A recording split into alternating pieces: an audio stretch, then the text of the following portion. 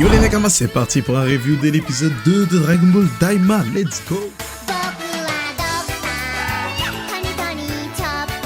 Alors l'épisode 2 commence directement avec nos personnages principaux, donc la Z-Team. Donc Goku et Vegeta se posaient des questions de pourquoi, de comment ils sont devenus jeunes. Et ce qui est assez drôle et ironique durant ce moment-là, c'est qu'on voit toute la Z-Team enfant. On voit Mr. Satan qui a du flow, je trouve, en jeune. Et aussi Master Roshi qui est devenu jeune puisqu'il est parti de la Z-Team également aussi.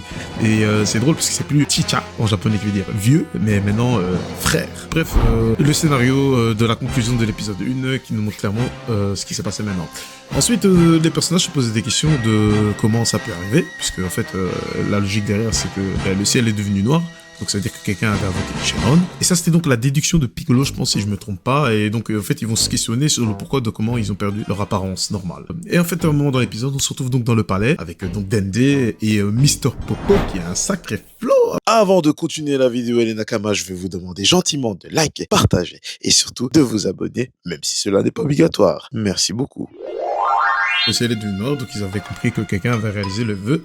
Ils deviennent des enfants. Et donc, Dova, le fameux Namekian qui a réinitialisé les boules de cristal, pouvait plus, du coup, refaire la même chose, puisque Goma lui avait demandé, de réinitialiser encore, mais bon, il a dit que ça fonctionnait pas comme ça, et il lui a dit que s'il voulait que son vœu se réalise, il devait affronter, donc, les Tamagami, donc, ceux qui protègent les boules de cristal du monde des démons. Et donc, ce qu'ils vont faire, c'est capturer Dende, et ils vont laisser donc Mister Popo là-bas. Maintenant qu'il n'y a plus Dende, je pense pas que les boules de cristal sont en sécurité, mais bon, bref, on sait pas ce qu'ils vont faire avec, mais ça, il faudra donc voir la suite des épisodes pour découvrir. Surtout que c'est devenu littéralement un bébé.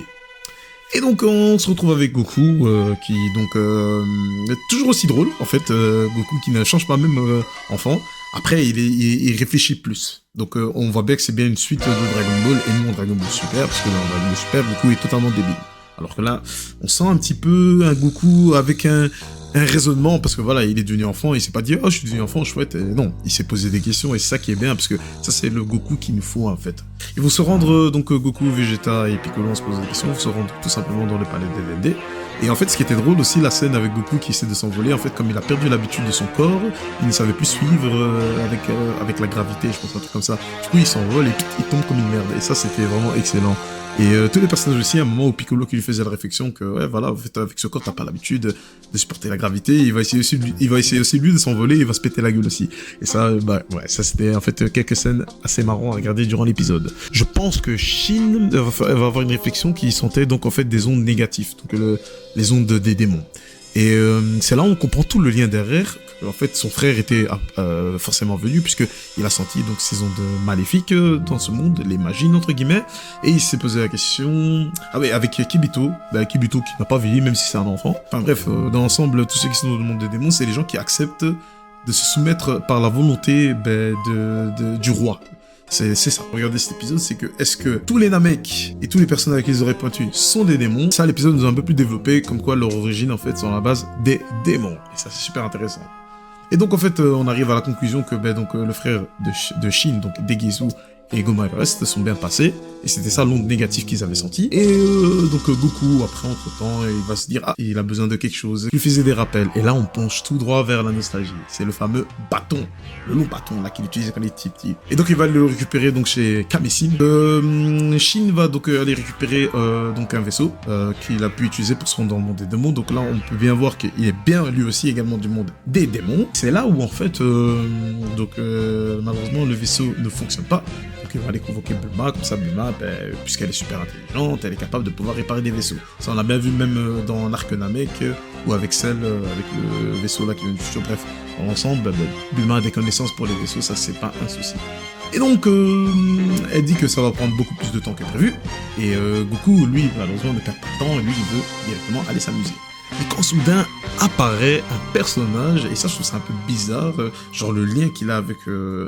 Il dit être envoyé par le roi qui est Goma maintenant, parce qu'il n'y a plus d'Amura, qu'il a été envoyé par Goma et tout, et c'est le personnage de Glorio, je pense, oui c'est ça, Glorio.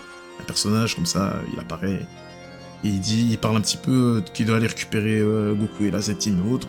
Bon, après, est-ce que c'est parce qu'ils sont dangereux, ou c'est parce que lui-même qui a été les chercher, est-ce qu'il a un lien forcément avec Goma, ça personnellement, j'avais pas trop compris. Faudra peut-être suivre l'œuvre de Dragon Ball Daima pour comprendre en fait ses intérêts envers Goku et les autres. Et donc, il est venu avec son vaisseau et il pouvait transporter pour finir que donc 3 personnes au total. Et donc, Goku comme un gamin directement s'impose, et puis il manquait plus qu'une place, et c'est plutôt Shin qui va y aller, parce que Vegeta voulait aller à la base, mais bon, s'ils n'ont pas une personne qui a des connaissances sur le monde des démons, c'est mieux que ce soit Shin qui doit régler peut-être ses affaires personnelles avec son frère, qu'il y aille avec Goku, Goku malheureusement qui a toujours la première place avant Vegeta, et en fait c'est un peu comme ça que ça se conclut l'épisode. Par la suite c'est que clairement le deuxième vaisseau va être préparé, et Piccolo et Vegeta vont bien rejoindre Goku dans les aventures. Dans mes avis au début j'étais plutôt du genre pessimiste, oui c'est le scénario comme dans GT, Goku redevient... Non, mais en fait là c'est totalement différent, et en tout cas l'épisode était plutôt chouette à regarder, donc en vrai je change d'avis sur mon avis, que je pensais que c'était trop pour les gamins, mais là en fait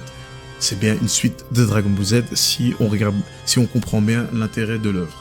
Mais bon, à voir l'épisode 3, est-ce que ça va être toujours aussi bien, hein, parce que là le rythme il est plutôt pas mal, il a l'air de respecter le premier épisode, et j'ai hâte de faire encore une review pour l'épisode 3 cette fois-ci. On se dit à la prochaine les Nakama, et restez actifs car ça va être lourd. Ciao tout le monde.